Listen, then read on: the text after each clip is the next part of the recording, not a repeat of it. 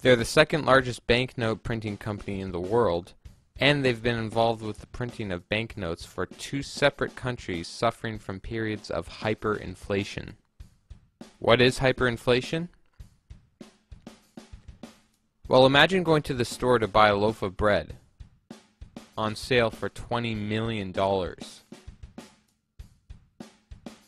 That's hyperinflation.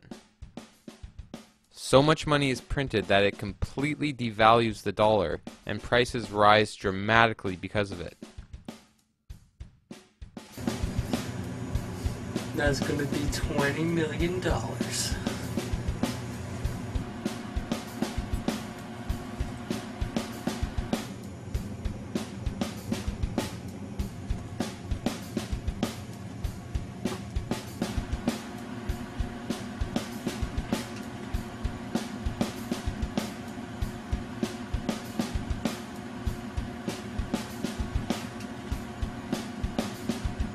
Okay, there's $20 million. Whoa! What are you, a bank or something? Here's a coin commemorating Germany's hyperinflationary period in the 1920s, where it's inscribed that a single glass of beer was worth $4 billion.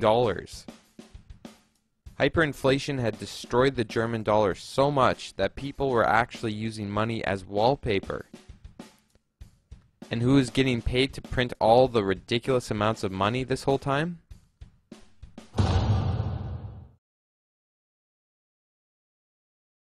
Or more recently, they were printing money for the country of Zimbabwe and their hyperinflated economy. At one point in the 1980s, the Zimbabwean dollar was actually worth more than the US dollar. But since the dictator of Zimbabwe ran his country into the ground and commanded the printing of trillions and trillions and now quadrillions of dollars backed by nothing, the conversion now is 12 billion to 1. In this photo, a few eggs are on sale for $100 billion. This guy right here is going to buy a burger and fries. So if you feel safe having millions or even billions of dollars in the bank, just remember that at a flick of a switch, the private banks can water your money down until it's worth virtually nothing. All it takes for them to do is keep printing money, and everyone is poor. As for GIESEC and Devrient, countries all around the world seemed outraged over the printing of all this money for Zimbabwe. In June 2008, U.S. officials announced they would not take any action against the firm that is providing key support to Zimbabwe's brutal regime and is also an important contractor to the American government. Yes, even the U.S. government is admitting how morally inappropriate it is to support Zimbabwe's brutal regime by printing these dollars. But they won't do anything to stop it that might compromise their own business with GIESEC and Devrient. But hey, it's business, and in business there are no morals. You should all know that by now.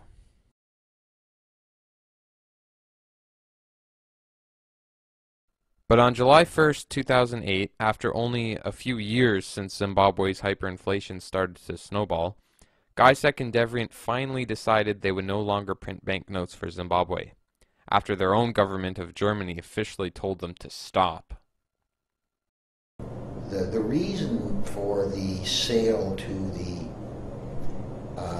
the German company arose out of the fact that the need counterfeiting, especially of higher notes, is a problem, and it was going to be very expensive for the Canadian company to, in fact, have the machinery that would produce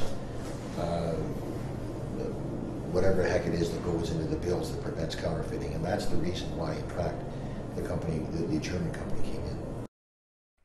The point is that Canada should never have let something as important as one of its banknote printing companies to have been bought by foreign companies who support racist dictators.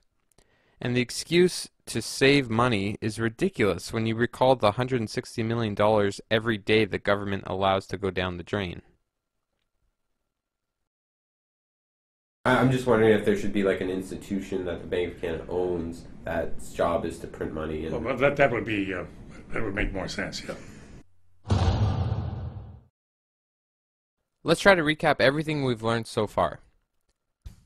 The Canadian government creates the phony laws necessary to give banks the power to create and manage money for the hard-working people of Canada, apparently for our benefit. However, the money that's created by these private banks is made and backed by nothing, and attached with compounded interest. It's then lent to teachers, students, workers, and families who now have to pay back the banks what was made from nothing many times over with hard work. This creates a debt-based economy, since the majority of money that now circulates was created from a mortgage or some other kind of expensive loan. When an employer pays an employee, it's not actually money, but someone else's debt. In other words, we're trading debt, not money. Okay, so you wouldn't be for creating a debt-free money system? No. Would a debt-free money system be good for the country or no? No. No, it wouldn't. It wouldn't. I think we'd be better off without a public debt. What's wrong with everyone? Have they all lost their minds? In that sense, is a debt-free or debt-based money system, is that healthy for Canada, do you think? Healthy in the short term, because the alternative is that if you try to balance the books today, you will in fact tip the scales very much in favor of a depression and deflation. Thank you. Well, luckily for Canadians, we have a way to fix these problems very easily.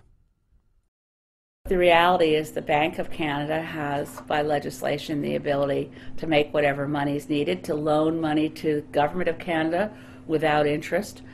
The Bank of Canada, as it's stated on its official website, is ultimately owned by the people of Canada and has the power under the Canadian Constitution and the Bank of Canada Act to lend money to the government at no interest. And if there is interest to be charged, it would just come back to the people anyway, since we own the bank.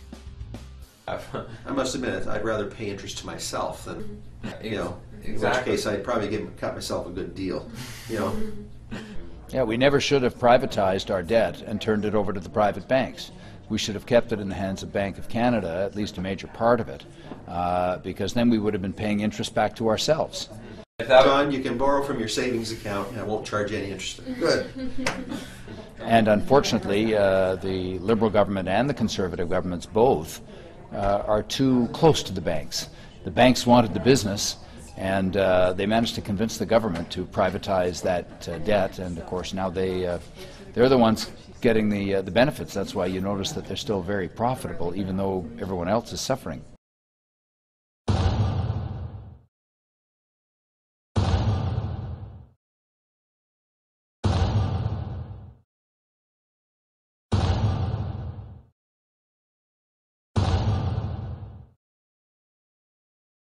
Here's a rough example about how money in Canada should work. The Canadian government realizes it needs money to help make the country work. So it creates the Bank of Canada, whose sole task is to create and manage money for the people. The government then creates what's called a treasury bond, which is simply an IOU, a piece of paper promising to repay the amount of money that it borrows. This IOU is then given to the Bank of Canada, who then creates the money the same way private banks do, out of nothing. But since it's owned and operated by the people of the country, there's no reason to charge any interest.